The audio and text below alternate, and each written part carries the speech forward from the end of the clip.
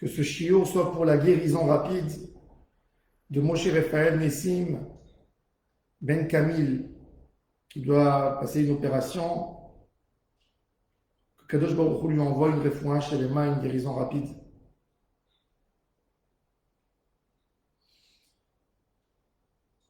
Parashat Balak, on a Bilam qui vient, qui essaye de maudire Am Israël, mais en fin de compte, il ne peut pas maudire, il fait que des berachot. Si on aura l'occasion, on expliquera le programme de Bilam.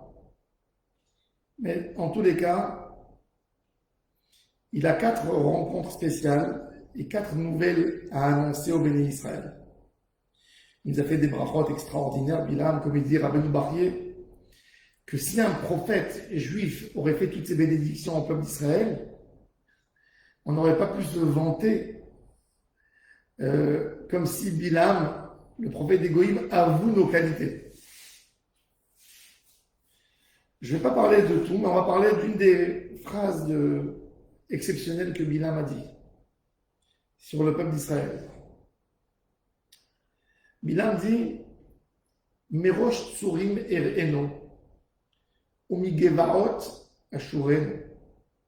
Je monte en haut des rochers, je vois la beauté et la splendeur de Am Israël.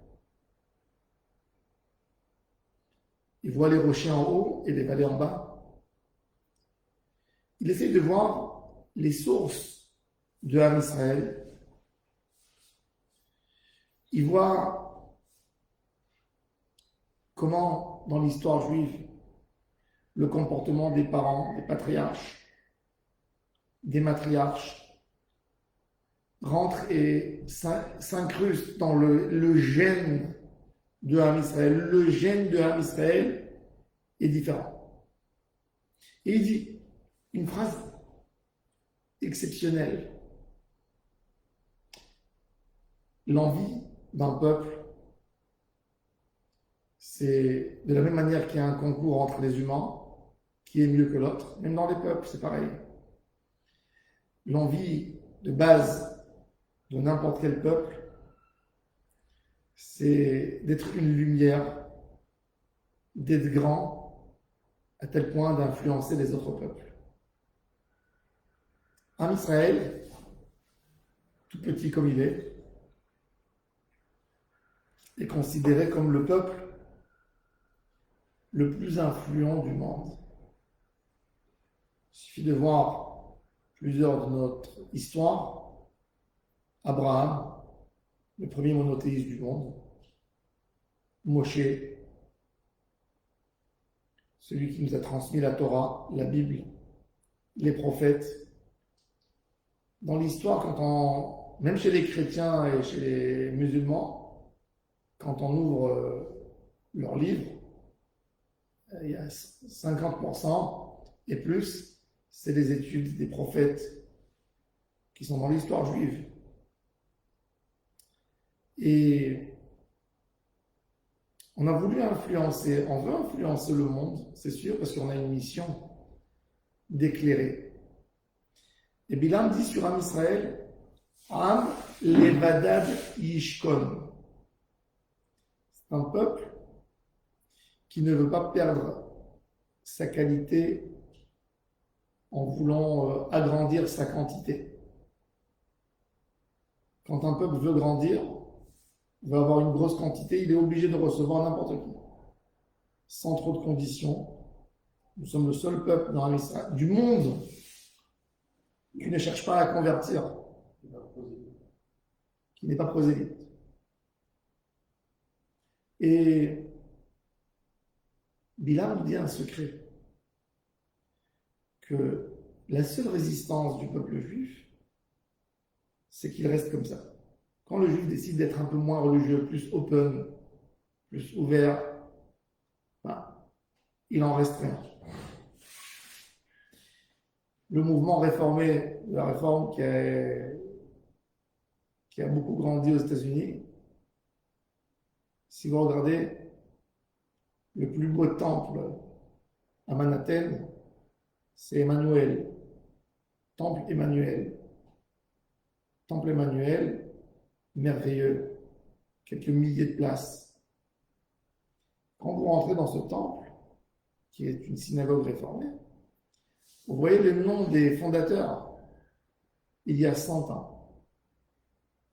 Tout cela n'ont plus de descendance juive. Parce que dans le Ham Israël, le secret de notre force reste quand nous sommes seuls. Quand on n'essaye pas de s'éparpiller. Quand on essaye de développer en nous nos idées, de mûrir, de devenir meilleur. Mais encore une fois, toujours, tout reste chez nous. Et c'est ce qu'il dit Bilam. Il dit En'am levadad yishkon. Il reste. Ce peuple restera âme, restera peuple tant qu'il est seul. Du moment où il fait rentrer d'autres courants, d'autres personnes, il perd toute sa particularité de peuple.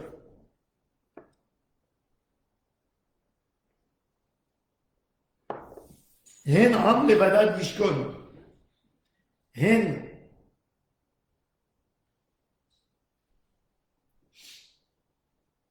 Hen am levadad yishkon. Les lettres He Nun, c'est des lettres qui se collent jamais. C'est-à-dire, on n'a pas à se coller à personne. On a besoin de rester. L'importance de Ham Israël, c'est qu'il est seul. C'est d'essayer de retrouver en toi des idées. Vous savez que, par exemple, quand vous regardez les langues des nations, en turc, par exemple, il y a plus de 2500 mots en français. En anglais, il y a des mots en français. Chaque peuple a voulu s'imprégner, a voulu prendre des idées d'autres peuples. Le Lachon HaKodesh, je ne parle pas de l'hébreu moderne qui a été écrit par des gens qui ne sont pas trop religieux, qui ont adopté des idées et qui ont pris des mots latins. Dans le langage de l'hébreu, il n'y a pas de mots qui sont venus de l'extérieur. Tous les mots sont des mots formés par Akadosh Baruch Hu, qui ont une signification, qui ont des racines extraordinaires. Cette évolution, qui a été l'évolution du peuple juif, c'était parce qu'on s'est forcé à chercher en nous, à prendre notre potentiel.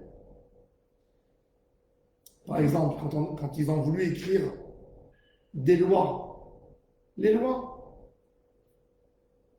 il y a des pays qui ont adopté le codex, le livre des lois françaises.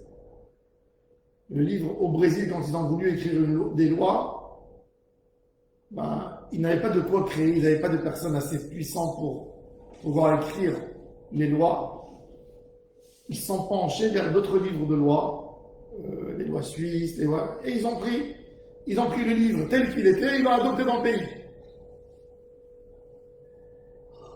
Ils n'ont jamais cherché.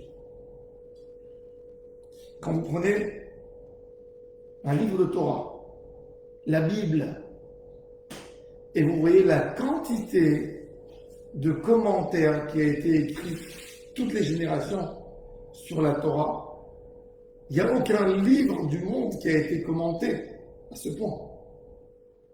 C'est-à-dire de chercher et de recreuser dans la Torah. Ne pas avoir besoin à d'autres choses. Ça, c'est le secret de Ham Israël. Ça, c'est la source de la sagesse. D'avoir quelque chose chez toi et d'approfondir dans ce que tu as et de ne pas avoir besoin d'aller ailleurs. C'est ce qui a donné ce gène, cette nature spéciale de Ham Israël que dans aucune nation on l'a. Les autres nations, elles se penchent, elles apprennent une de l'autre. Chacune regarde chez l'autre pour voir qu'est-ce qu'elle peut prendre de l'autre. Dans Ham Israël, on ne regarde pas ailleurs. Tout commencera par nos bases. par nos valeurs et on approfondit là-dedans. Donc Bilam Aracha nous a dit En'am levadad ishkon. Ce peuple d'Israël peut réussir toujours parce que il ne dépend de personne. Sa réussite est une réussite personnelle. Ce qui va se passer dans le monde ne l'influence pas. Ça, c'est la notion de En'am levadad ishkon. Mais en même temps, il nous a découvert notre source. Bilam aurait voulu qu'on ne soit pas un levadad, qu'on veuille s'inspirer d'autres peuples. Il aurait voulu pour nous avoir dans ses mains.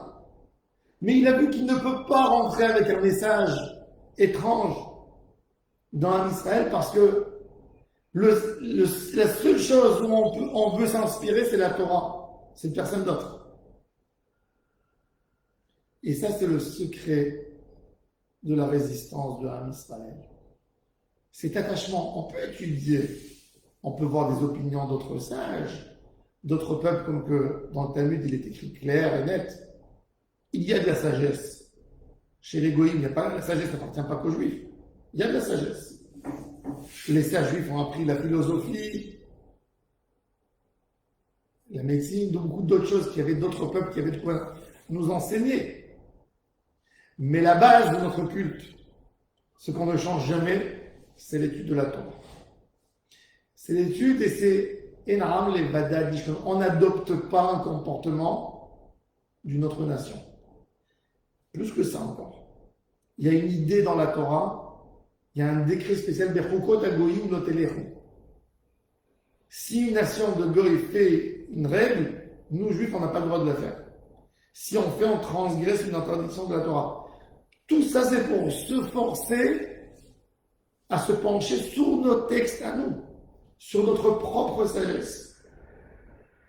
Ceux que d'autres ont compris que c'est une faiblesse, on n'est pas ouvert, on n'est pas pluraliste, on n'est pas prêt d'accepter les autres, on n'est pas prêt d'étudier les autres.